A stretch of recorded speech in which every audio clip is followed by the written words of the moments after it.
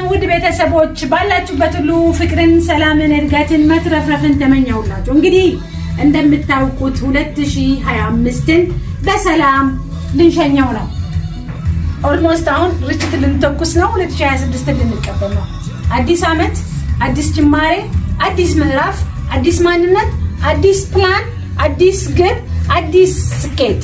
እንግዲህ አዲስ ማንነትን ተላብሰን 2026ን ልንቀበል ነው። እንደምትመለከቱት ከተላላቅ ሊደሮች ጋር ከጀግኖቼ የአገር ኩራት ባለ ራዕዮች ያለፈውን 12 ወር ሳይደክማቸው ሳይታክታቸው ሲሰሩ የቆዩ ዛሬ እንግዲህ 2026ን ለመቀበል ተዘጋጅተን እቅዳችንን ጨርሰን በጣም ደሳስ በሚሉ ታላላቅ ዜናዎች በጣም ደሳስ በሚሉ ሐሳቦች ደሳስ የሚሉ እቅዶችን አስቀምጠን 2026ን ልንቀበል ነው።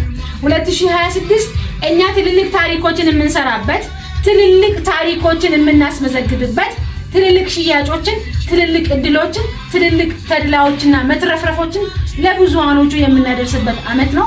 ስለዚህ በመላው ዓለም ላይ ሆናችሁ የምትመለከቱን የኛ ቤተሰቦችም የኛ ቤተሰብ ለመሆንም ያሰባችሁ እንዲሁም ደግሞ ሌሎችም ሰዎች ያለፈውን አመት እንዴት አሳለፍኩት፣ ቀጣዩን አመት እንዴት ነው ማሳልፈው፣ ወይስ እኔ ያው ሰው ሆኜ ነው አዲሱን አመት የምቀበለው ብላችሁ ራሳችሁን ጠይቁ።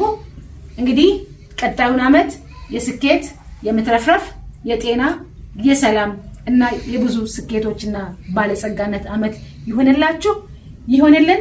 እንኳን አደረሳችሁ።